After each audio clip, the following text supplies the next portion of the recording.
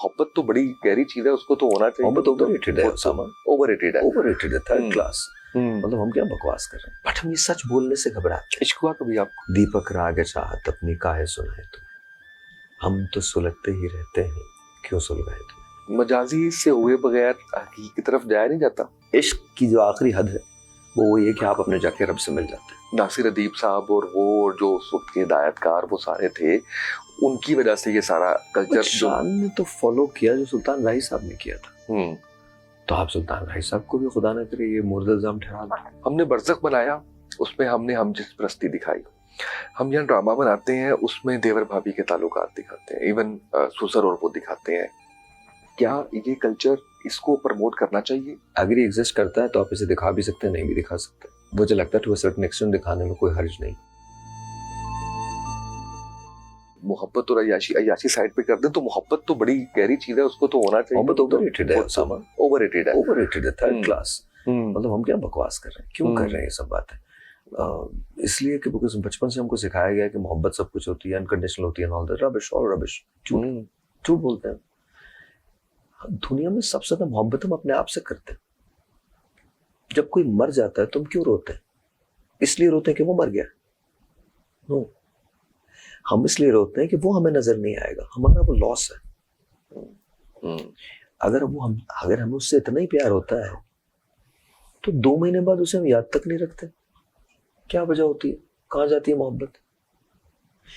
देखिए अजीज, उतना ही रखो कि जी समझ जाए, अब इस कदर भी ना चाहो कि दम निकल जाए। तो हमको थोड़ा सा समझना पड़ेगा, मोहब्बत बहुत ओवररेटेड हमारे यहाँ, पूरी दुनिया में है शायद।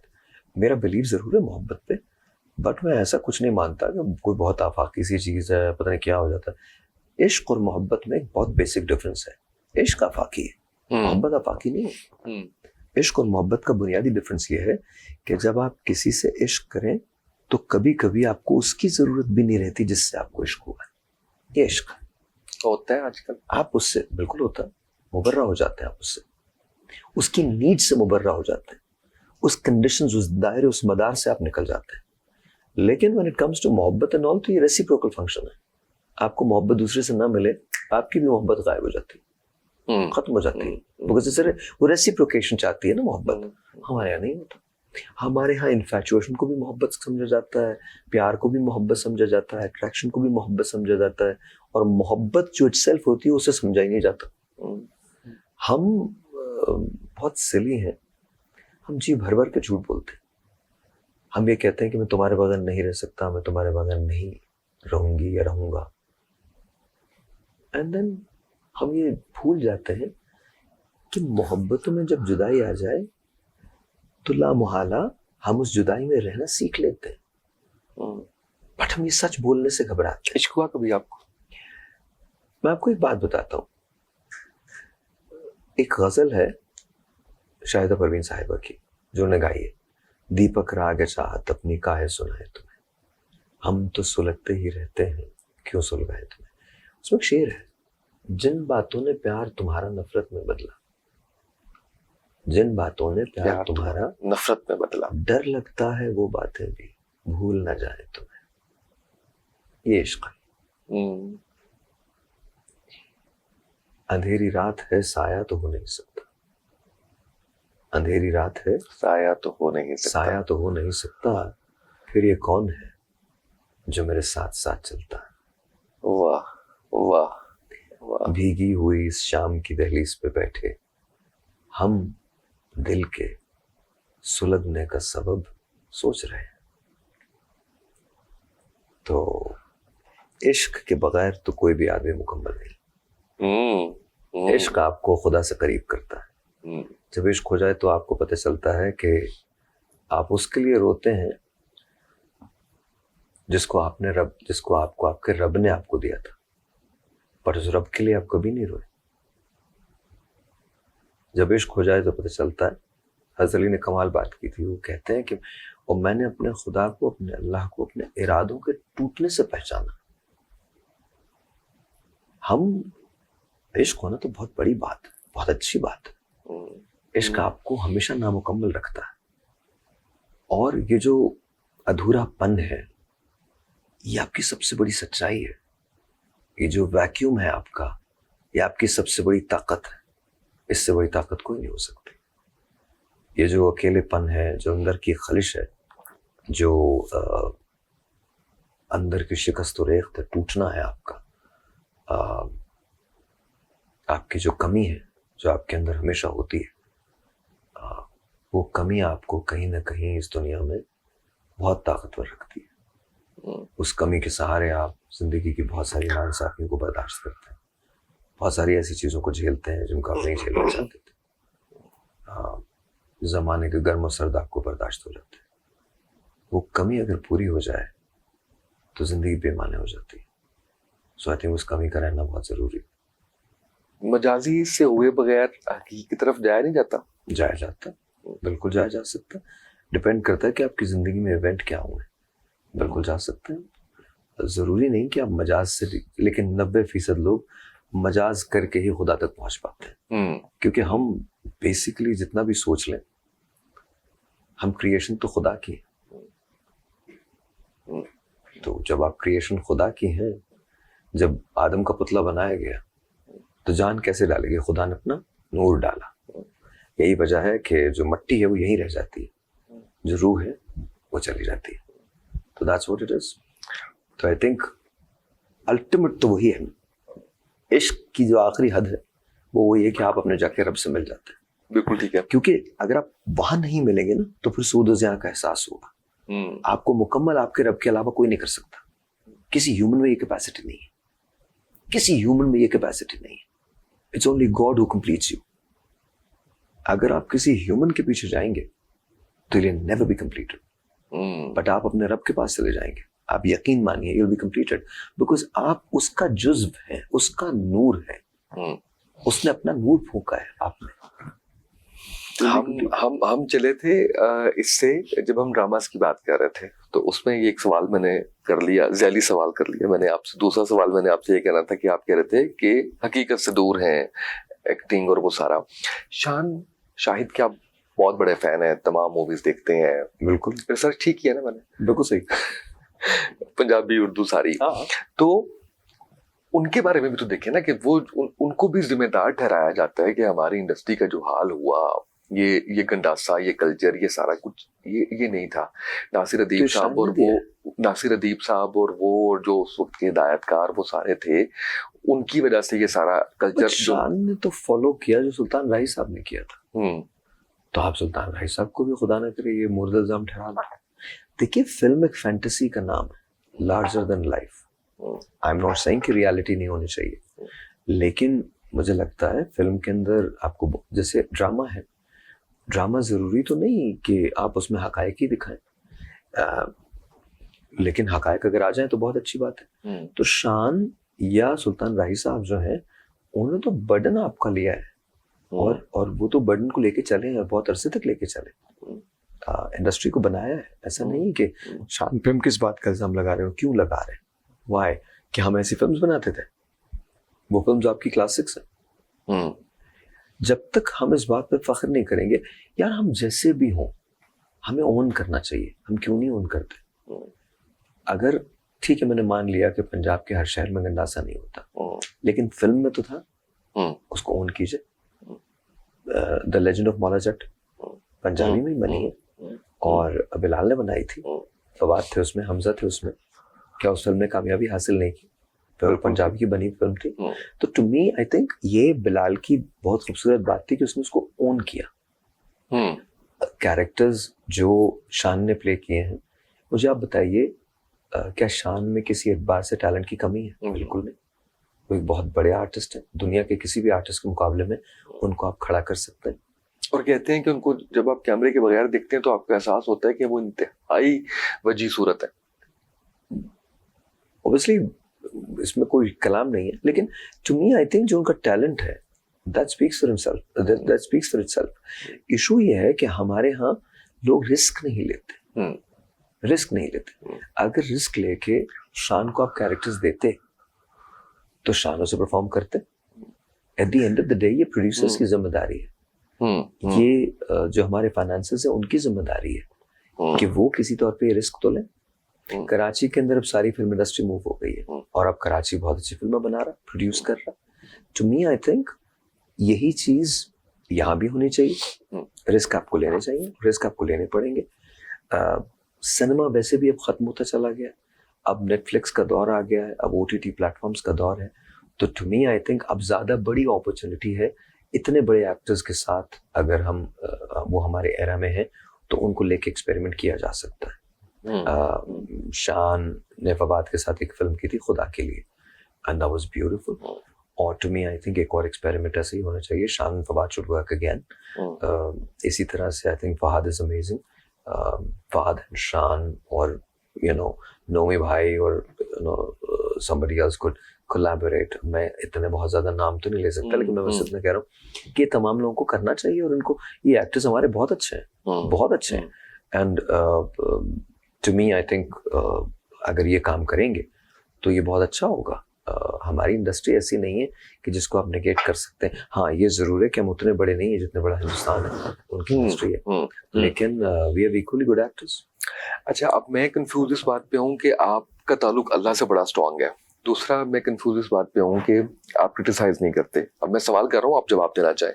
हमने बरज़ख बनाया, उसमें हमने हम जिस परस्ती दिखाई। हम यहाँ ड्रामा बनाते हैं, उसमें देवर भाभी के ताल्लुकात दिखाते हैं, इवन सुसर और वो दिखाते हैं। क्या ये कल्चर, इसको प्रमोट करना चाहिए, ये दिखाना चाहिए? देखिए, ये आपकी अपनी कॉल है कि आप दिखाना चाहते हैं नहीं दिखाना चाहते हैं। या तो आप अपनी आंखें बंद कर लें और बोलें कि एग्जिस्ट नहीं करता, ठीक है। अगर ये एग्जिस्ट करता है तो आप इसे दिखा भी सकते हैं, नहीं भी दिखा सकते। मुझे लगता है टू अ सर्टेन एक्सटेंट दिखाने में कोई हर्ज नहीं, माशरे की अक्कासी होती है और शायद उससे बेहतरी भी पैदा हो जाए। इसको प्रोपेगेट करना गलत है, एक सर्टेन अंदाज में प्रोपेगेट करना, हर कहानी, हर दूसरी कहानी ऐसी बनने लगे, वो गलत है। बट हियर एंड देयर अगर आप माशरे की अक्कासी करना चाहते हैं तो उसको दिखाने में कोई हर्ज नहीं है। एट द सेम टाइम देखिए, अदब इसी तरह से फरोग पाता है। सर्टेनिटी के बारे में तो सब लिखते हैं, असल मसला होता है अनसर्टेनिटी का। दुनिया की सबसे खूबसूरत जगह है जब आप अनसर्टन होते हैं, तब आप रिस्क लेते हैं। जब आप रिस्क लेते हैं तो आपको पता चलता है कि आप किस मिट्टी के बने हुए हैं। तो you need to take that risk. हमको ये लीप ऑफ फेथ हमको लेना पड़ेगा। हमको अपने लोगों पर इतना इतना ट्रस्ट दिखाना पड़ेगा, देना पड़ेगा। देखिए, मंटू अगर आज के दौर में होते तो क्या आप उन्हें सजा देते, उसको टांग देते? मतलब आप सोचिए, या इसमें चुगताई होती तो क्या करते आप उनको? क्या वो अदब का हिस्सा नहीं है? गालिब के बहुत सारे ऐसे अशार हैं जो अगर लोगों की समझ में आने लगे तो राइट्स हो जाए। इकबाल ने बहुत कुछ ऐसा लिखा है। देखिए, आपको ना उस कैफियत को समझना पड़ेगा जिस कैफियत में एक ड्रामा राइटर कुछ लिखता है। उस तहरीक को समझना पड़ेगा। आम आदमी वो तहरीक नहीं समझ पाता। आम आदमी एलिगेशन लगाता है। एलिगेशन किस बात की? फारिग बैठा हुआ है, उसने कहा जुमला मुझे लग रहा है कि सही नहीं है, उसकी अपनी एक अप्रोच है, सही नहीं है तो केस ठोक दो इस पे। और फिर हमारे यहाँ स्टंट्स बड़े होते हैं। आजकल तो नेगेटिव पब्लिसिटी दुनिया की सबसे बड़ी पब्लिसिटी होती है। खुद ही चैनल्स अपने ड्रामों की टेक करते हैं, मतलब लगाते हैं, किट लगाते हैं, किट लगाने के बाद बोलते हैं अब तो ड्रामा चल गया तो सब देखने लगते हैं। तो it's all rubbish is there, but at the same time I think बात करने में कोई हर्ज नहीं है, लेकिन उसको प्रोपेगेट नहीं करना चाहिए। बिल्कुल सही है।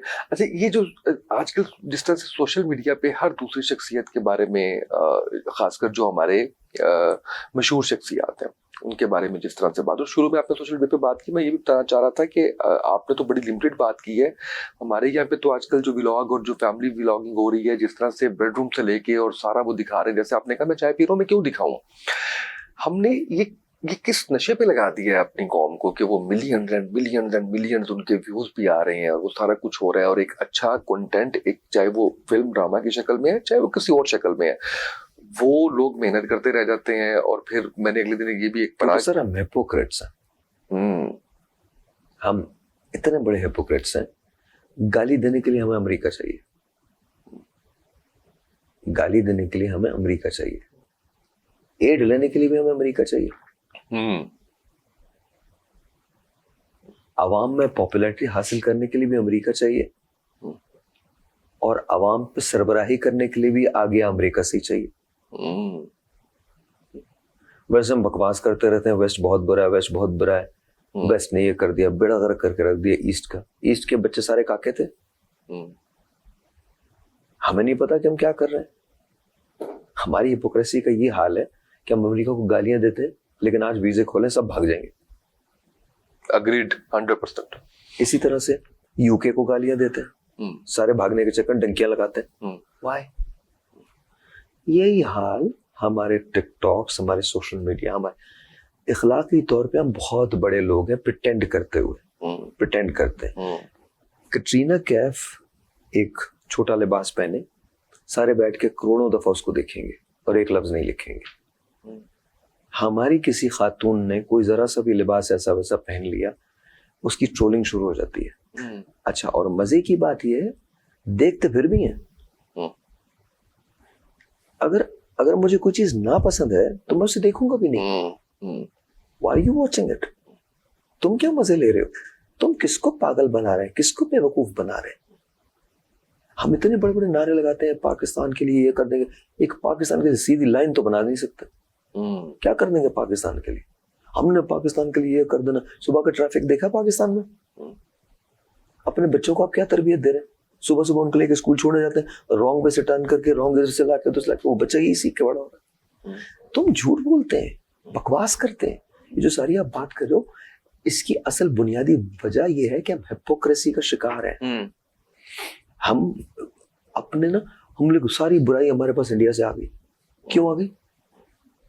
यही कहा था। हम दूध पीते बच्चे थे, ये तो हमने सारी रस्में हिंदुस्तान से ली। मत लेते। हम यहाँ होते हैं तो अमेरिका को याद करते हैं, अमेरिका में होते हैं तो कहते हैं पाकिस्तान बड़ा अच्छा है। आपके घर में कोई वीजा देने के लिए आया था आपको? बिल्कुल नहीं, बड़े बड़े तगोदों के बाद मिला था। अच्छा, तो मेरा क्वेश्चन ये है कि जब तक ये हिपोक्रेसी, हम छोटी सी बात कभी कैलकुलेट कीजिएगा, वो कर्जा जो पाकिस्तान के नाम पे लिया गया है, उसके अगेंस्ट वो प्रोजेक्ट्स जो पाकिस्तान में लगाए गए, हम बेच के खा गए। यस यस यस, बेच के खा गए। हमारे यहाँ वहां इतना जबरदस्त है, जहां चुप रहना है वहां खामा खा का शोर मचाते हैं, और जहां बोलना है वहां चुप रहते हैं। 78 साल से आप बिजली का मसला नहीं हल कर सके, और आप कहते हैं कि ये हुकूमत का कसूर है। होगा, हुकूमत का भी कसूर होगा, लेकिन अगर 78 साल तक आप सिर्फ इस बारे में बकवास करते रहे ना, तो कहीं ना कहीं आपका भी कसूर है। पानी का मसला आपने हल नहीं किया, नौकरी का मसला आपने हल नहीं किया। हमारे यहाँ की बकवास ही नहीं खत्म होने में आती। हमने हज़रत मोहम्मद सल्लल्लाहु अलैहि वसल्लम का खुतबा सुना है, आखिरी खुतबा। आप कहते हैं किसी अरबी को किसी अजमी से, किसी गोरे को किसी काले पे, किसी बदू को किसी गैर बदू पे। हमारे यहाँ शादियां तक नहीं होती। वो फलां का बच्चा है, वो फलां की, वो हम ये हैं, हम वो हैं। क्या हो तुम? 2 आंखें, 1 नाक, 2 कान, मुसलमान, और तुम क्या हो? तुम कौन सी तोप चीज हो? क्या बकवास, कौन सी बकवासों में हम जिंदा है? 2024 में खड़े हो गए, दुनिया चांद पे पहुंच गई है, हम अभी तक यही बकवास कर रहे हैं कि तुम इस शहर से हो, मैं उस शहर से हूं। अपने बच्चों की शादियां रुकवा देते हैं। आज तक गोरी स्किन काली स्किन का फर्क है हमारे यहाँ। Caste, what is this rubbish? तो इन तमाम चीजों से जब तक आप नहीं निकलेंगे, आप ऐसे। और फिर सबसे बड़ी बात ये, फिर पैसे में बड़ी ताकत होती है। जो पैसा बनाने के खेल, सब पैसा बनाने के खेल है, और कुछ भी। ये अब आप दूसरा एंड बता रहे हैं। दूसरा एंड यही है ना, पैसा। वो आप ये देखिए कि अब वो बकवास करेंगे किसी के बारे में तो पैसा ही मिलेगा ना। कोई भी चीज दिखाएंगे तो पैसा ही मिलेगा ना। व्यूज क्या है? पैसा है, तो दैट्स इट, पैसा। अच्छा, अब अपने बच्चों को कैसे इससे निकालना है? वो बच्चे जो इस वक्त मीम्स बना रहे हैं और वो ये कह रहे हैं कि मैं जिस वक्त के ऊपर डिग्री कर रहा था उस वक्त पे ये टिकटॉक बना रहे थे, आज ये अरबपति हैं और मैं आज 70,000 की नौकरी कर रहा हूँ। देखिए, आप नहीं निकाल सकते क्योंकि हमने कभी सब्सटेंस दी नहीं। बड़ी खतरनाक बात की आपने। हम नहीं निकाल सकते। नहीं, हमने सब्सटेंस दी नहीं। हमने हमेशा ये कहा कि दुनियावी चीजें जो हैं वही आपकी कामयाबी का मज़र है। आप कितने पॉपुलर हैं, क्या ब्रांड पहनते हैं, कितनी बड़ी गाड़ी चलाते हैं, कितना बैंक बैलेंस आपके पास है। 2 किस्म की चीजें एग्जिस्ट करती हैं दुनिया में। एक होता है सेल्फ कॉन्फिडेंस और एक होती है सेल्फ एस्टीम। सेल्फ कॉन्फिडेंस जो होता है वो हर उस शख्स के पास होता है जो इन्फ्लुएंशियल होता है और ताकतवर होता है। सेल्फ एस्टीम बहुत कम लोगों के पास होती है। सेल्फ कॉन्फिडेंस किसी भी तरह से हासिल किया जा सकता है। फर्ज कीजिए कि सेल्फ कॉन्फिडेंस किसी एक ऐसे शख्स के पास है जिसने बेईमानी से पावर हासिल की है। वो कॉन्फिडेंट तो होगा लेकिन उसमें सेल्फ एस्टीम नहीं होगी, क्योंकि उसको पता है कि उसने किस रास्ते से वो किया है सब कुछ। हमने अपने बच्चों में ये डिफरेंशिएशन कभी नहीं रखी। हमने टाइम इन्वेस्ट ही नहीं किया अपने बच्चों में। आज आपका सबसे बड़ा ट्यूटर क्या है? आपके बच्चे का मोबाइल, आपका मोबाइल।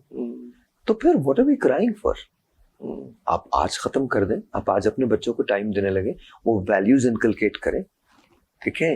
तो ये तो डिजास्टर है फिर आने वाले वक्त में। नहीं नहीं नहीं, डिजास्टर बिल्कुल नहीं हो। ओके, बिल्कुल नहीं। जमाने के साथ चीजें बदल जाती हैं।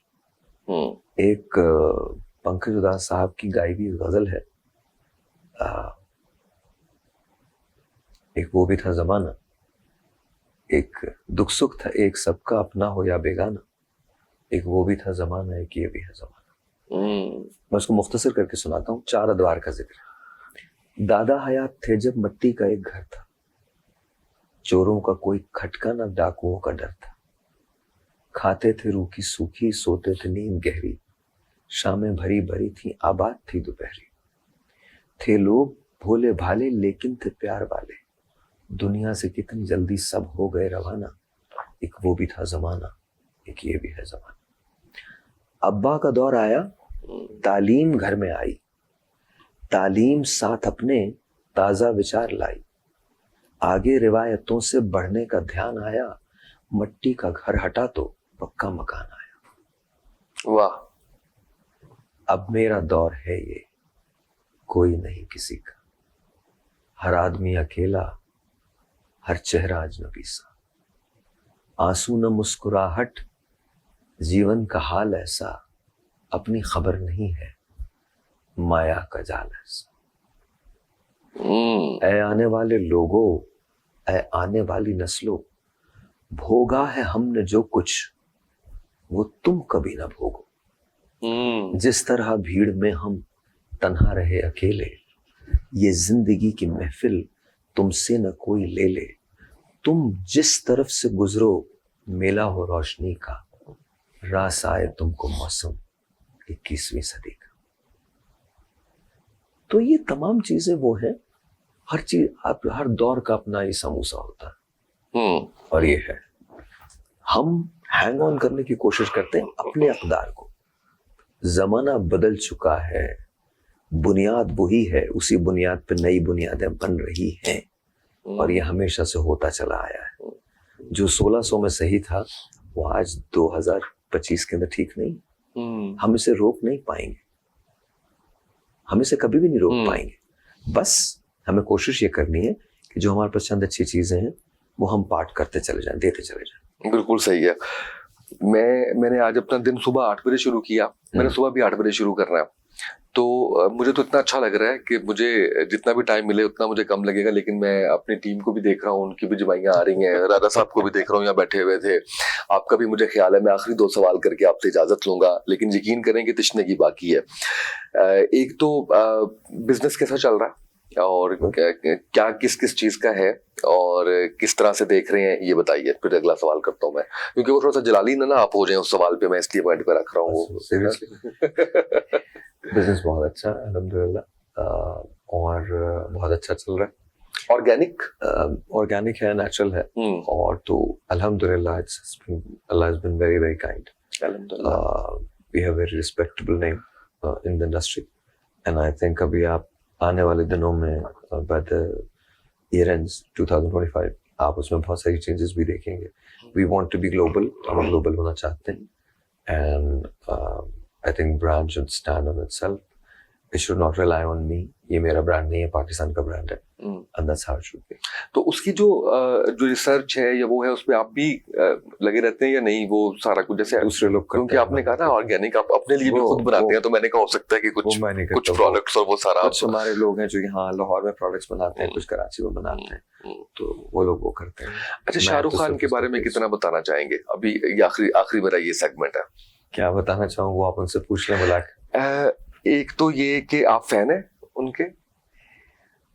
I respect him. Okay. And I really do respect him as as a person, as an artist, उनको पूरी दुनिया मोहब्बत करती, मैं भी उनसे मोहब्बत करता हूँ.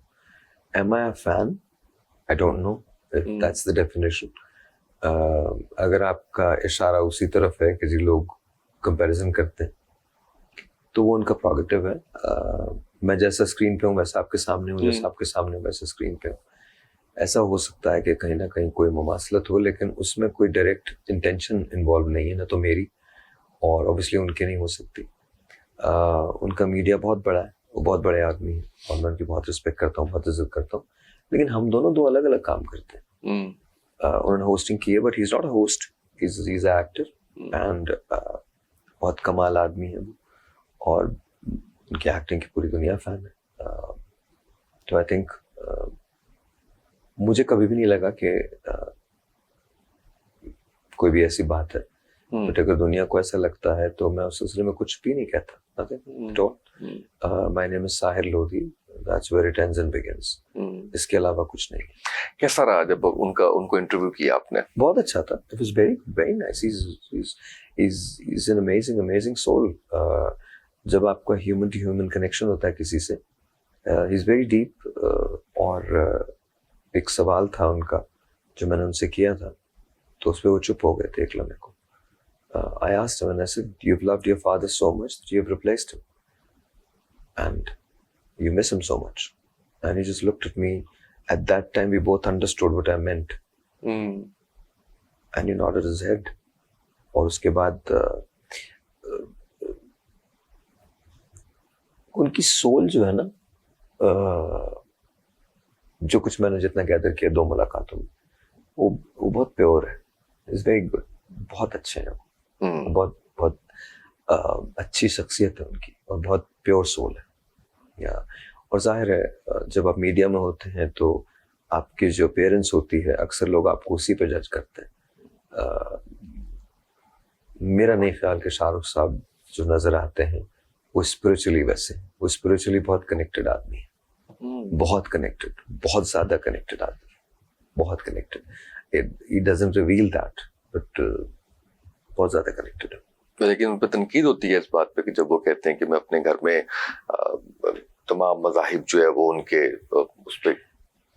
मुझे तो खैर नाम है. अच्छा, मैं जनरली आपको बताऊं, I am the last person who reads any of it. मैं तो बिल्कुल ना तो पढ़ता हूँ ना मुझे पता होता है इस सिलसिले में.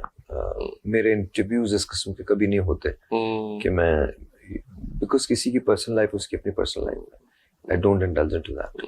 मैं तो ह्यूमन टू ह्यूमन कनेक्शन के अंदर उस पर बात करता हूँ. ओके, नहीं मैं उसको गलत बोले गया था. बिल्कुल ठीक है. कोई नसीहत करेंगे हमारी कौम को? नो, बिल्कुल नहीं. जिन्होंने पहले की उनसे क्या सीखा मैं क्या कर दूंगा नसीहत.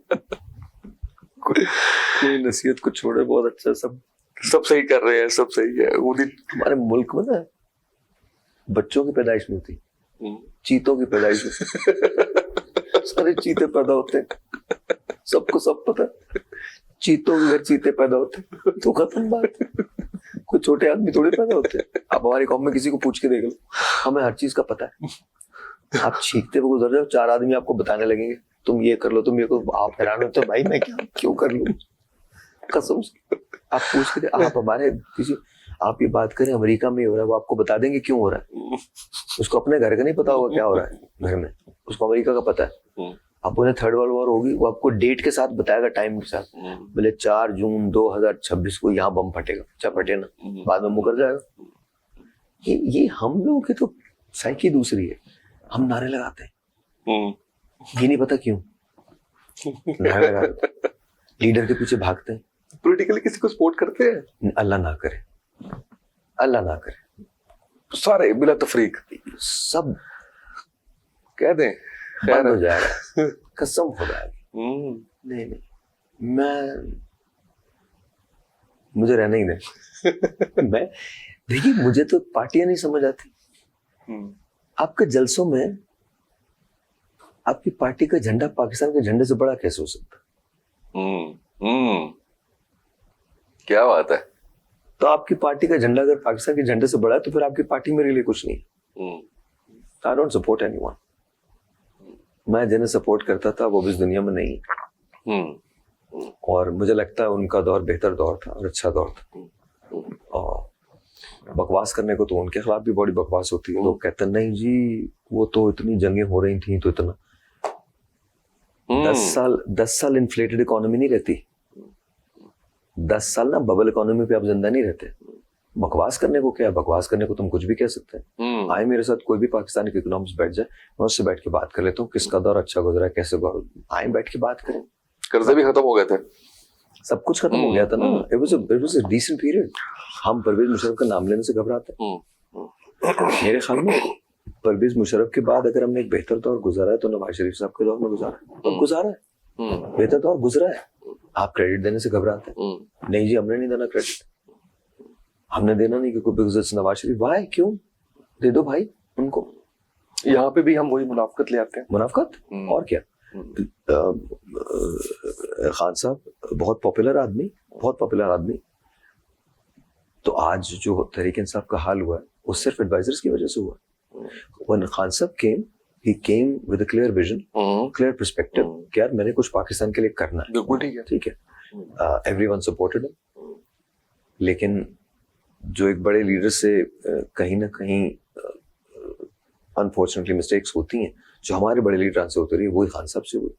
जब उन्होंने अपने एडवाइजर्स को चुना ना, तो वहां बस उनके एडवाइजर्स जो थे वो अल्लाह ताला रहम करे, जेन्युइनली रहम करे।